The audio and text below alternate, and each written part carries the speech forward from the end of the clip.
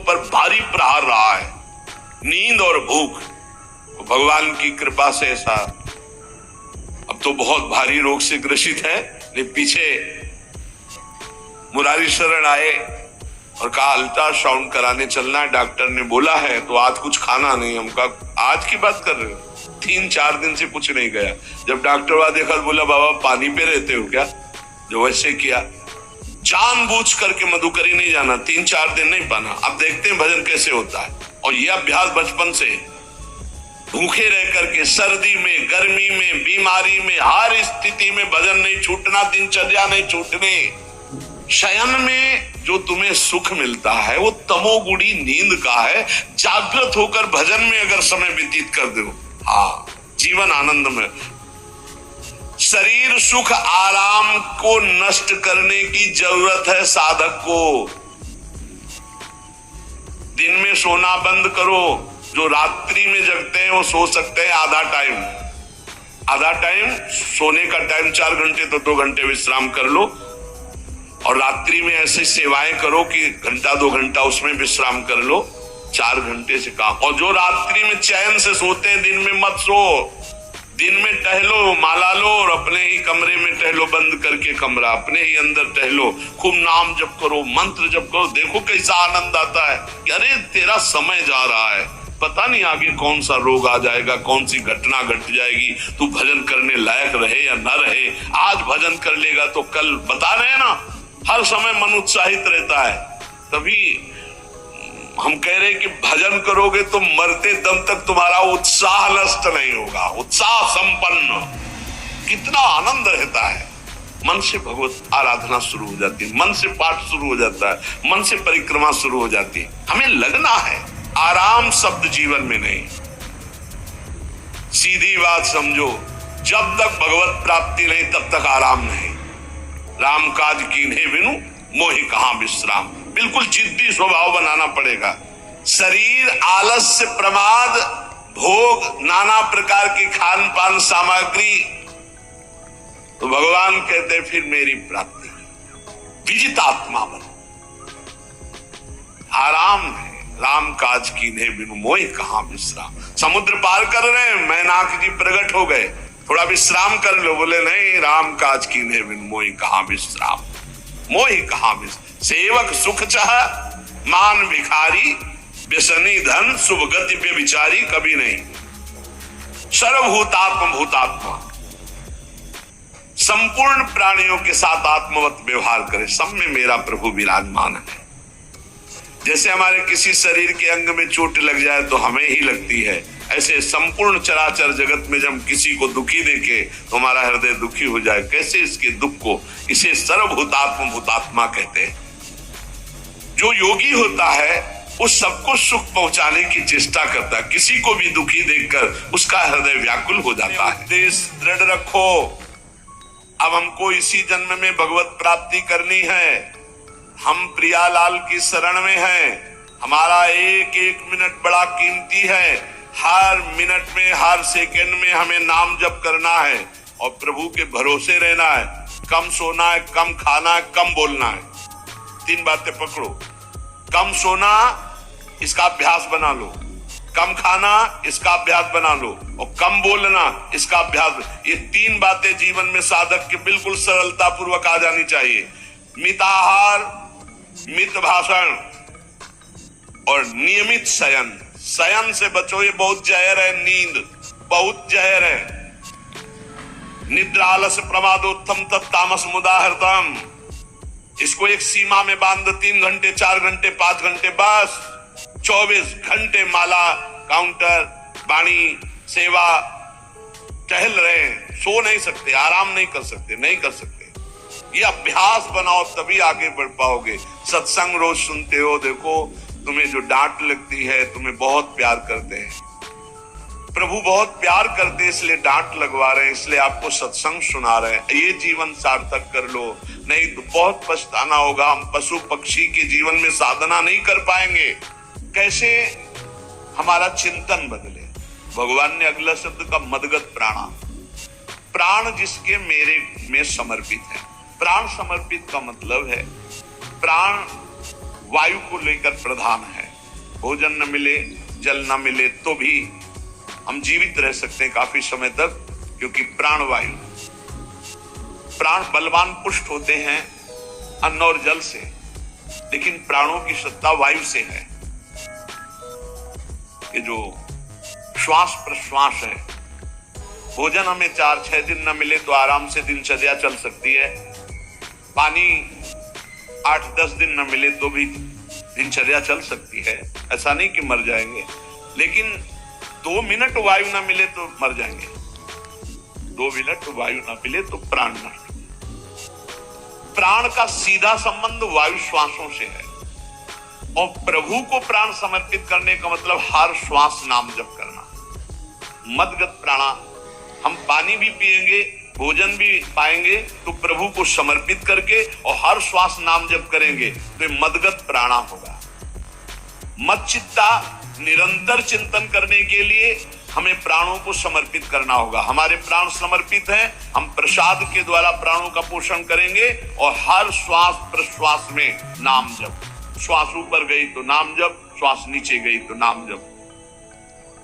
बोधयंता परस्परम, यदि हम किसी से बात करेंगे तो अपने प्रभु की चर्चा करेंगे, उसी प्रभु की चर्चा का कथन, कथयंतश्च माम नित्यम, केवल भगवत चर्चा करेंगे, केवल।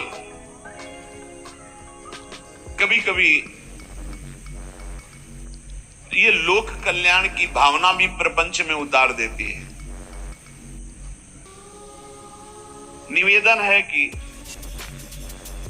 यहां कोई लोग वार्ता का प्रश्न लेकर के नावे, एक जगह तो बख्श दो जहां केवल भगवान के संबंध की चर्चा होने दो। सीधा वृंदावन में आप आए हो तो प्रिया प्रीतम की चर्चा का प्रश्न करो, प्रिया प्रीतम की चर्चा सुनो, निहाल हो जाओगे। तुष्यंत च रमंत च, उसी में आनंद और संतोष होता, भगवत चर्चा भी, और उसी में रमण। एक जगह तो रखो जहां तुम केवल प्रभु की चर्चा सुन सकते हो, प्रभु की चर्चा कर सकते हो। प्रपंच का तो बहुत विस्तार है। कथयंत च माम, माम भगवान कह रहे हैं, कथयंत च माम नित्यम, तुष्यंत च रमंत च। चलते हैं हम भगवत मार्ग में, फैल जाते हैं फिर दुविधा युक्त संसार प्रपंच में। केवल भगवत चर्चा, कथयंत च माम, भगवान केवलम, केवल माम, मेरा, प्रियालाल किसी और कोई चर्चा। बार बार बोर्ड लगवा देते हैं, श्यामा श्याम की चर्चा के सिवा यहाँ कोई चर्चा न की जाए। आपको अगर आशा है कि यहाँ से कोई काम बनते हैं तो हम पहले आपको बता देते हैं, हम असमर्थ हैं, हमारे में कोई सामर्थ्य नहीं है, हम केवल प्रभु की चर्चा करते हैं, प्रभु का नाम जपते हैं, प्रभु के लिए जीवन है, बस इतनी बात है। जो प्रभु में डूबना चाहता है वो आए, स्वागत है। इसके अलावा ना कोई आशीर्वाद, ना कोई तंत्र मंत्र, ना कोई जंतुर, ना किसी भी तरह की कोई ढांढस वृत्ति बना सकते हैं कि जाओ तुम्हारा ये ठीक हो जाए, तुक्का लग जाए, ठीक हो जाए, तुम्हारे भाग्य की बात है। यहाँ से कोई चमत्कार नहीं, यहाँ एक ही चमत्कार है, मलिन मन को श्री भगवान में लगा देना, जीवन को जीवन मुक्त अवस्था में पहुंचा देना। निर्विकारता की स्थिति प्राप्त करने के लिए साधु समागम है। भगवान का आदेश है, यदि मुझे अनुभव करना चाहते हो, इसी जन्म में परमानंद की प्राप्ति करना चाहते हो तो मय्येव मन आदत्स्वम मयि बुद्धिम निवेश है। कैसे करोगे? भगवान कह रहे मत चित्ता, मेरे में चित्त लगाओ। चित्त कैसे लगेगा? चूंकि हम प्राणों से बहुत प्यार करते, देह प्राण ते प्रिय कछुनाई, इसलिए भगवान को कहना पड़ा प्राण मेरे को समर्पित करो। कैसे समर्पित करें? जो खाओ पियो भगवान को भोग लगा के और रात दिन नाम जप में, हर श्वास में भगवत चिंतन। अगर वार्ता करनी तो बोधयंता परस्परम, कथयंतश्च माम नित्यम, केवल मेरी चर्चा। बड़ा दुर्लभ हो रहा है, भगवत चर्चा होना बड़ा दुर्लभ हो रहा है। भैया ये सब सुनो भरत भावी प्रबल, बिलख कहो मुनिनाथ, हानि लाभ जीवन मरण जस अपजस विधिहास। जब कर्मों का फल भोगने का आया तो महात्मा जी, और जब पाप कर्म करने जा रहे थे तो पूछ लेते हमसे कि हम पाप कर्म करने जा रहे हैं, आपकी अनुमति है क्या? तब नहीं, तब किसी न भगवान की याद की न गुरु की याद की, मनमानी आचरण किए। तो अब भोग आया है, अब भोग लो, उसको भोगना पड़ेगा, वो यही मिलेगा तुम्हें। पति पत्नी परिवार संसार मित्र इन्हीं में सब कलह अशांति मारपीट नाना प्रकार का। अरे प्रेम तुम्हें शांति प्रदान नहीं कर सकता। भोग आया है, अब भोग लो, भोगना पड़ेगा, वो यही मिलेगा तुम्हें। पति पत्नी परिवार संसार मित्र इन्हीं में सब कलह अशांति मारपीट नाना प्रकार का। अरे पूछो मत, भगवान के चरणों का जब तक आश्रय नहीं लोगे तो यहाँ का ये प्रेम विवाह, यहाँ का प्रेम तुम्हें शांति प्रदान नहीं कर सकता। भगवत भाव रखोगे, हर परिस्थिति को शांति पूर्वक निर्वाह। ये जीवन काटना भी एक कला है। मनुष्य जीवन कोई पशु जीवन नहीं है। अगर अध्यात्म नहीं तो आप इसको जी नहीं सकते, आप इस जीवन को नहीं जी सकते। अशांत रहोगे, क्लेशित रहोगे, परेशान रहोगे। जीवन की कला है द्वंद्वों में समता, संपूर्ण जगत में रहते हुए ममता रहित हो जाना, संपूर्ण क्रियाएं करते हुए अहंकार रहित हो जाना। अभी जीवन मुक्तता का आनंद आ जाए तो मच्चित्ता मदगत प्राणा बोधयंता परस्परम कथयंत च माम नित्यम तुष्यंत च रमंत च। हमारा उद्देश्य भगवत प्राप्ति का है। जो भगवत संबंध से भगवत प्राप्ति करना चाहता है उसके लिए दरबार खुला है, फ्री है, कोई फीस नहीं है, कोई शर्त नहीं है। तुम कौन हो, कहां के हो, कोई मतलब नहीं। आपका केवल संबंध भगवान के संबंध से वार्ता होगी तो यहां हो सकती है। इसलिए सावधानी होकर हमारे समय को निरर्थक ना किया जाए। बहुत कीमती समय, जब प्रश्न होता है तो फिर उस पर चर्चा करनी ही होती है। हमें सिर्फ भगवान का आदेश है, कथयंतश्च माम नित्यम तुष्यन्ति च रमन्ति च। उसी में संतोष करना, उसी में रमण करना है। हमारा भरण पोषण श्री प्रिया जी से होता है, किसी व्यक्ति से नहीं होता है। हमारे यहाँ श्री श्यामा श्याम विराजमान है, उनका पूरा जगत है। तुम्हारी बुद्धि में मेड़ है, भेदभाव है, उनके लिए भेदभाव नहीं। सब मम प्रिय सब मम उपजाए, तो हम अपने स्वामी के अनुसार चलेंगे। सब मेरे प्राणनाथ श्यामा श्याम के जन है। कोई भी हो, इतना ना छोटा ना इतना बड़ा, ना इतना प्रिय ना इतना अप्रिय, सब बराबर है। एक तरफ चाहे गुणात्मा गुण से युक्त महात्मा और एक चाहे दुरात्मा दुर्गुणों से युक्त, दोनों को ऐसे दुलार करके श्री जी की तरफ बढ़ाने वाला मार्ग ये मार्ग यहाँ का है। कथयंत माम नित्यम तुष्यंत रमन्त तेषाम सतत युक्तानाम भजताम प्रीति पूर्वकम सदामि बुद्धि योगम तम। उसकी बुद्धि का योग मैं करा देता हूँ। ये खास बात हुई, लगाने की चेष्टा हमने की मन बुद्धि को, और भगवान आकर मन बुद्धि में विराजमान हो गए। तेषामेवानुकंपार्थ महमज्ञानजं तमः नाशयात्म्यात्म भावस्थो ज्ञान दीपेन भास्वता। भगवान कृपा करके उसके हृदय में ज्ञान प्रकाशित कर दिया। जब कोई सतत भजन करता है, प्राण प्रभु को समर्पित कर देता है, चित्त प्रभु में लगाए हुए प्रभु की चर्चा, भगवान उसके अंदर ज्ञान प्रकाशित कर देते, तो वो अनात्म भाव जो देह भाव था उसका नाश हुआ और वो भगवत भाव में स्थित हो जाता है। भगवान कह रहे हैं मच्चित्तः सर्व दुर्गाणि मत प्रसादात् तरिष्यसि। जब कोई मेरे में चित्त लगाता है तो मेरी कृपा से सारे दुर्गुणों का नाश हो जाता है। महात्मा तो भगवान बनाते हैं। करो सत्य ते साधु समाना, मैं उसे साधु बनाऊं। हमारा कर्तव्य, हमारा चित्त प्रभु में लग जाए। मेरा चिंतन करो, भगवान का आदेश है। बस खास बात है चिंतन। हमारी प्रारंभ से विशेष श्रद्धा इसी बात मेरे गुरु शब्द पे कि रात दिन कोई भी चेतना युक्त क्षण ऐसा ना जाए जिसमें भगवत विमुखता हो। बस इसी बात की साधना जीवन भर रही। प्रारंभ में गुरुदेव ने कह दिया जब तक चेतना है तुम्हारे में तो तुम्हारा जागृत अवस्था का चेतना युक्त एक भी क्षण व्यर्थ नहीं जाना चाहे। तो गुरु कृपा से यही प्रयास रहा है कि हमारा एक भी मिनट भगवान से विमुख न जाए। पूर्व में ऐसी स्वभाव वृत्ति बनाई थी कि लोगों को ये शंका होती थी कि ये बोल पाते हैं कि नहीं बोल पाते हैं, अर्थात इनके वाणी है कि नहीं है। मूक मौन, जटाओं का बोझा, एक वस्त्र, बस शांत। बुलाया गया, घंटा बजा तो पहुंच गए, प्रसाद लिए, उसमें एकांत, हर समय मंत्रा। कथा में बैठे हैं, अनुकूल वचन आया तो सुन लिया, नहीं पूरा का पूरा सत्संग ऐसे ही चला गया। हमारा मंत्र चल रहा है, एक क्षण भी मंत्र से बिलग नहीं। हमारा कर्तव्य है केवल चिंतन। चिंतन करोगे तो अभी मुक्त हो, अभी परिणाम में नहीं। अभी हम राधा बोल रहे हैं, अभी प्राण निकले, अभी श्री जी के पास पहुंच जाएंगे। भगवान की कृपा का बल और साधन का तुम्हारा पूरा प्रयास प्रयत्न, ध्यान रखो, दो से सिद्धि प्राप्त होती है। भगवान की कृपा का बल और आपकी पूरी साधना का प्रयास प्रयत्न, कायरता नहीं।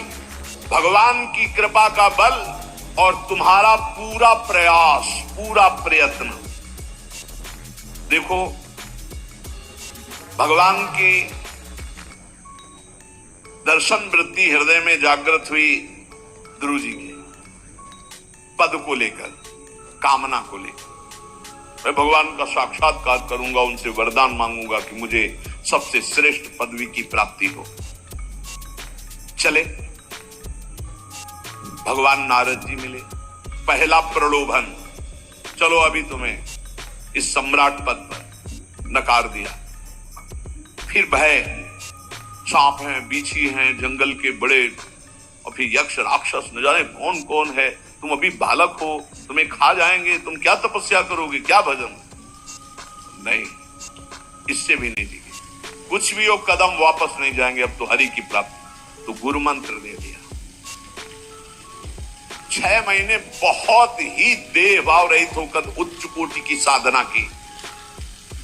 बालक होने पर यही मथुरा में, मधुपुरी में देह भाव रहित होकर के, क्योंकि जंगल में ऐसे ऐसे मच्छर बड़े बड़े ना, एक मच्छर मारे तो पूरा होश खराब हो जाए, पूरी चेतना जागृत।